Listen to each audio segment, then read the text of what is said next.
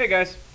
So the support video, the sound worked on the support video when I just redid it. So let's make sure that it works on this one now. So we're going to be going back through this lesson again. There are only 3 examples, and I am going to do my best to make sure this video is shorter than the one yesterday. So I hope you guys liked the joke. I didn't put a new joke up today. I just left it the same as yesterday. So let's go ahead and let's go right to example number 1. So it says to complete the table and write an equation to describe. So when we did this today in class a little bit, I told you guys that this is something that's very hard for teachers to teach because it's all about how you recognize patterns. So when we get started, if you can, you always want to see if you can start with x equals 0. So in this case, I do have an x equals 0 term in the table. Okay, so I want to start with that, and the reason being is because I know when the operations that we're going to be using are going to be multiplication, addition, subtraction, division, exponents, parentheses, all that kind of stuff. And I know that other than if there are parentheses, the only way to get 0 to equal anything is to add or subtract to it. So if I want to do something to 0 to make it equal -1, I have to subtract 1. Okay? Now, it is possible, and you will see this throughout this lesson, that right here, this part here, there might be more here. I could have a number here, so I could have 2 times 0 minus 1, which would still equal -1. I could have 0 squared minus 1, which would still equal -1.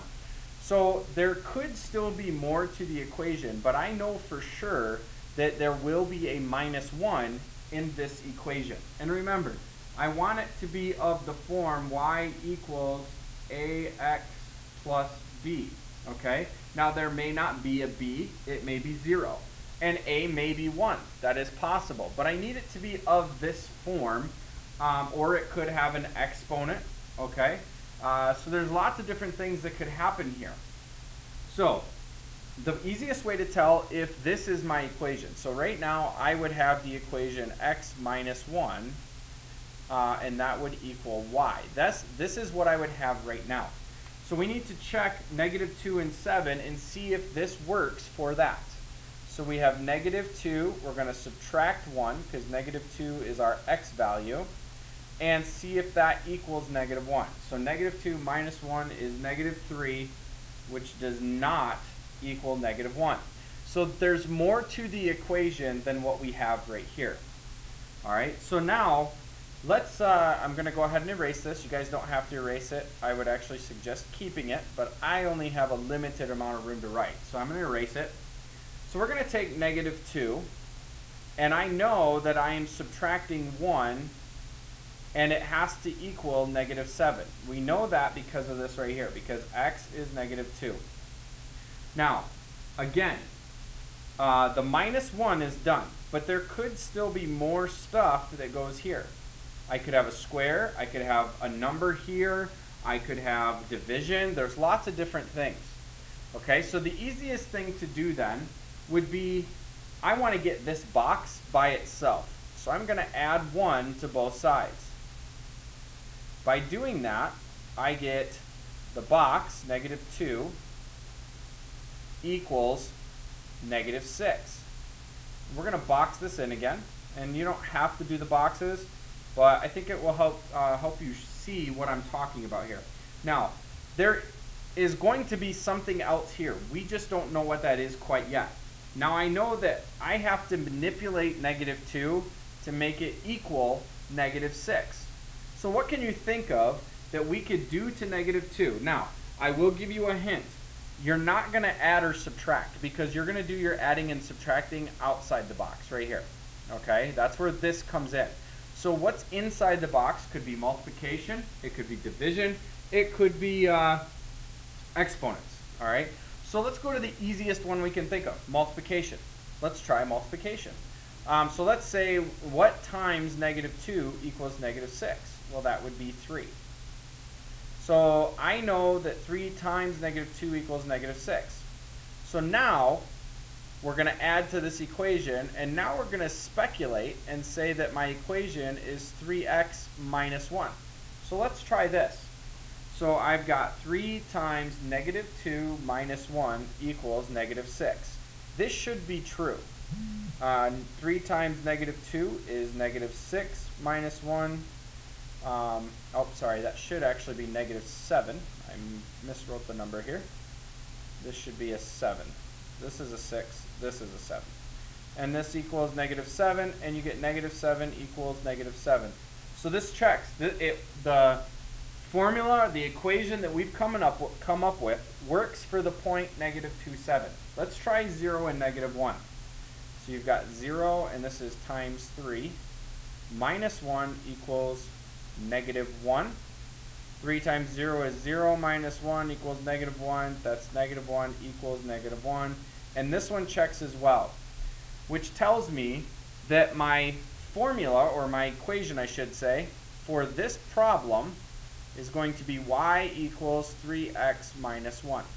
So here's my equation that's going to describe my data. Now let's finish filling in the data. Okay? And again, I'm going to erase this, but I would suggest you keeping it, but I need the space, so I'm going to erase it. So now, once I get this erased, what we're going to do is, for now, I'm going to draw this line again. We're going to take this equation and we're going to plug in the necessary values to finish filling in the box.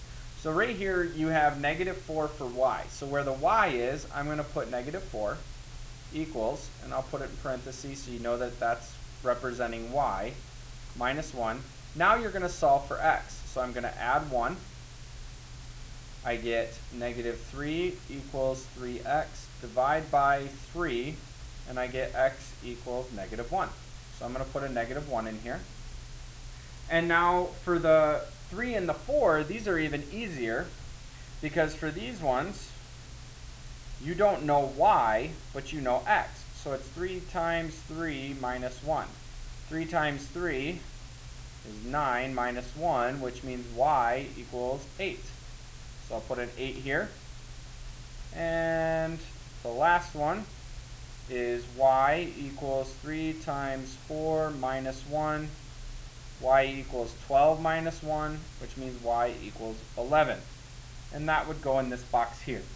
And now I've completed example number 1. So let's go to example number 2. Now in this problem, we do not have a 0 term, or at least we don't see a 0 anywhere here. Okay?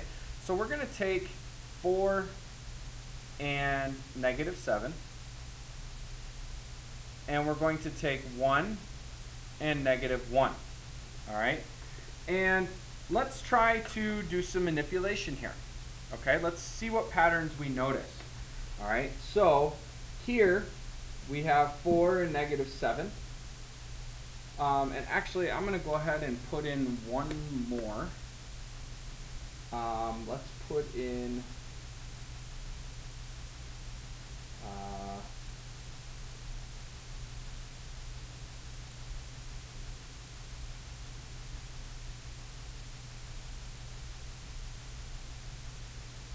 just a second here. I gotta grab my paper because I am missing one of these boxes needs to be filled in, which I do not have filled in. So give me just a second.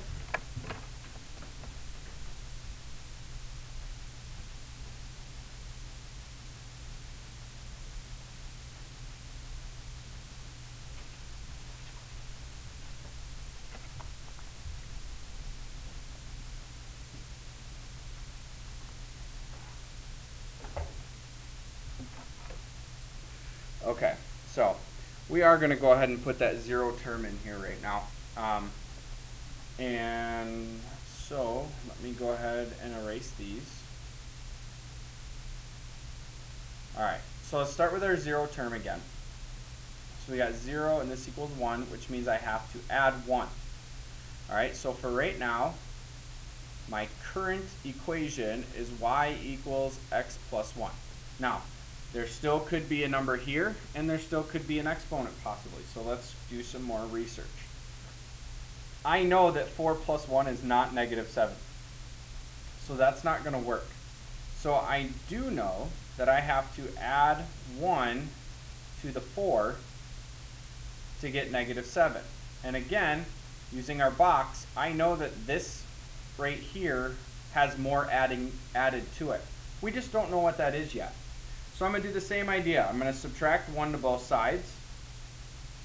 And I get 4 equals negative 8. Now, what can I do to the 4 to get negative 8? Well, I can't square it because 4 squared is 16, and a square can never be negative. Okay? So the next option is, well, can I multiply it by something? And I could. I can multiply this by negative 2. So now our guess is that my equation is y equals negative 2x plus 1. And we know it's going to work for 4. So let's try 1 and negative 1. So negative 2 times 1 plus 1 equals negative 1. Negative 2 times 1 is negative 2 plus 1 equals negative 1. And you should be able to see that this is going to be true. So now I have my equation. Let's go ahead and figure out the other values. So you have y equals negative 2 times 2 plus 1. Y equals, that's negative 4 plus 1, which means y equals negative 3. And for the last one, you have the y value is 3 equals negative 2x plus 1, and now you solve for x. So I subtract 1 to both sides. I get 2 equals negative 2x, divide by negative 2, and I get x equals negative 1. Now you notice that these are not in order. The tables don't have to be in order for the rule to still apply. This just, the table is just a set of numbers. All that matters is the relationship between the x value and the y value. Now let's go to number 3. Okay? And again, you're going to want to start with the 0. So I know that this is 0 and this equals negative 1, which means I'm going to have to subtract 1. So my equation right now is y equals x minus 1. This is the information I know. So let's go to negative 1 and 0. We have negative 1 minus 1 equals 0. And now I'm going to do just like we did before, because remember the little box? This section right here has more to it, we just don't know what it is. Because negative 1 minus 1 is not 0. So I'm going to add 1 to both sides.